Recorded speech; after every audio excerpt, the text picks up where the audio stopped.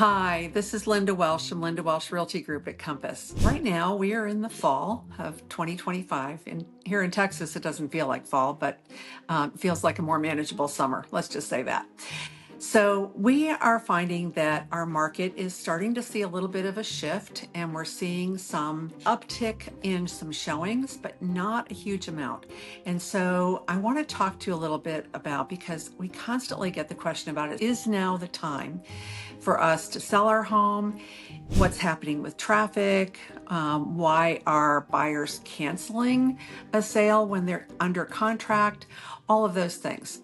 So I'm going to tell you a little bit about what we see going on in the market. Number one, there are conversations that are happening about what happened with the DOJ lawsuit and commissions and things of that sort. So for the longest time after that happened, we didn't see much change. What we saw was less transparency, less visibility on whether or not the seller was going to pay the buyer's agent the commission or whether the listing agent was. And in 98% of the cases that we saw, one of those on the seller's side was actually paying that.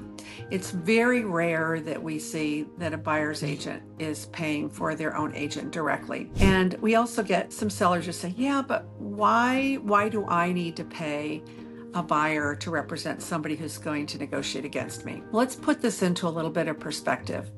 So when a buyer comes to a transaction, they're coming with usually a significant down payment, and they're doing inspections and they're paying for appraisals. If they're getting a mortgage loan, they may be paying an origination fee, they're paying a good portion of the closing cost, etc. At the end of the day, the money that comes to the seller in order to pay their fees is coming from the buyer.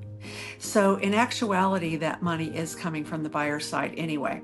So if a buyer does end up paying their agent, which we've only had happen once, and in our case, it was for a buyer who was buying a property that was going to be foreclosed the next week, and it was a short sale. So there was no money left to pay any closing costs, and our buyers paid our commission, and they paid all the closing costs. That's extremely rare, at least in our experience. Maybe in other parts of the country, they're seeing more of that. We are not, but I'm just telling you what we see.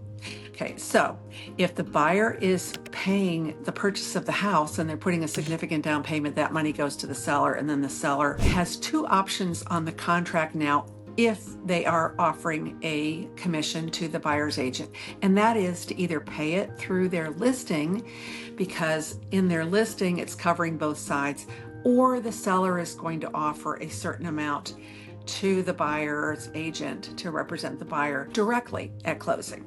And that can happen too. And every once in a while, we also see people say, well, I want to see the offer first before I decide. If a buyer comes in either unrepresented or something of the sort, or it's a for sale by owner, usually what that means is they are expecting to get a deal, a really good deal. And so that non-payment of a buyer's agent or non-representation is kind of baked into a lower price. So that may give you some context with what we're seeing. Now, as far as the transaction itself, we are seeing buyers sitting on the sidelines, even though interest rates have creeped down a little bit. So there are many reasons for this. I think a lot of it is that people are waiting to see what happens. Everybody wants to time the market. And even though we've seen interest rates go down, some people think they will continue to go down, and they're just not in a big hurry. Or they haven't seen the perfect house.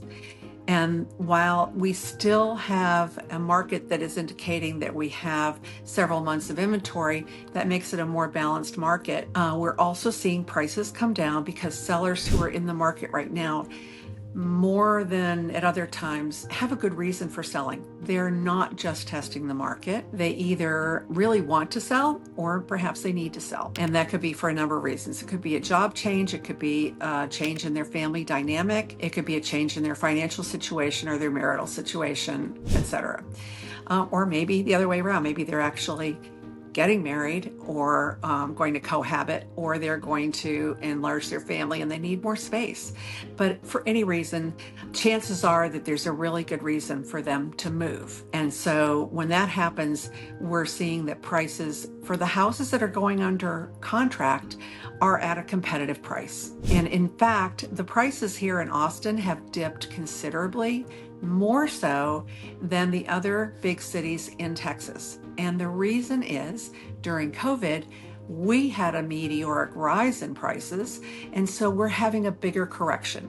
It's not that we're in a distressed area by all measures. We're really not in general. Every once in a while there will be a pre-foreclosure or a foreclosure, but it's rare. And so what we do see is that we have more of a correction because we had more of a meteoric rise. As far as buyers backing out of contracts, this has been going on since the beginning of time, having buyer's remorse. But here are some things that can give you a little bit more context about that. Because buyers are being picky and they have more options now, they are going to make sure that they're going to be a little more aggressive in their negotiating, and they're going to have a keener eye towards condition. So as a seller can really do a lot by hiring a very experienced realtor who really knows their market and can sell not only the home, but the area and the community, and also understands how and where to hire the very best videographers and photographers and stagers when necessary,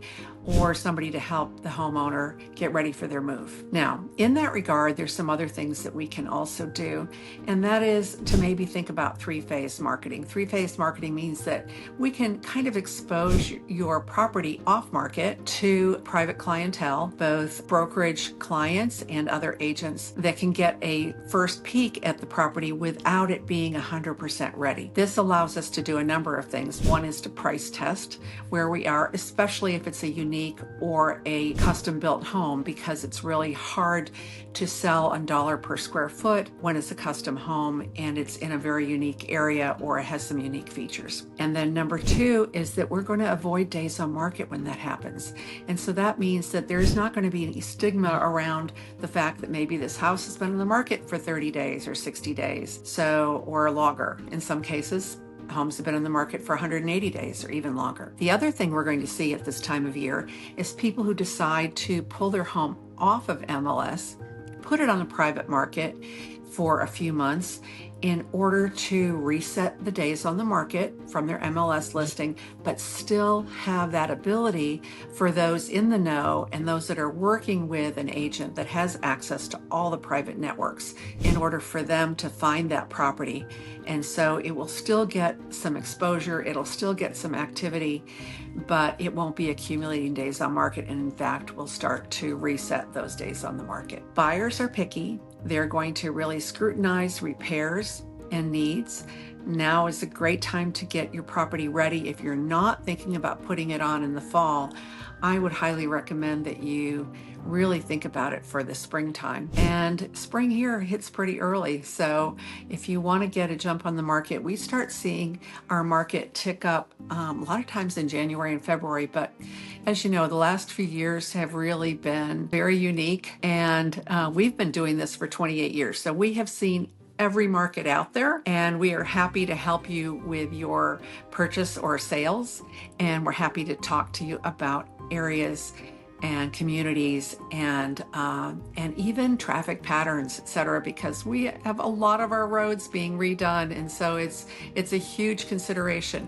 Also, taxes. We have a lot of things going on right now with the election on different issues that have to do with taxes in different areas and things of that sort. So if you have any questions, or if you would really like to find out more about other areas, if you'd like to see more of our listings, if you'd like to get involved and attend one of our monthly webinars on for buyers or sellers that are pretty much a mastermind format. So we'll answer any questions that you have and go over the process. I'd be happy to do that with you. So again, this is Linda Welsh from Linda Welsh Realty Group, and I'm happy to help you with your real estate needs. Thanks so much. Have a great day.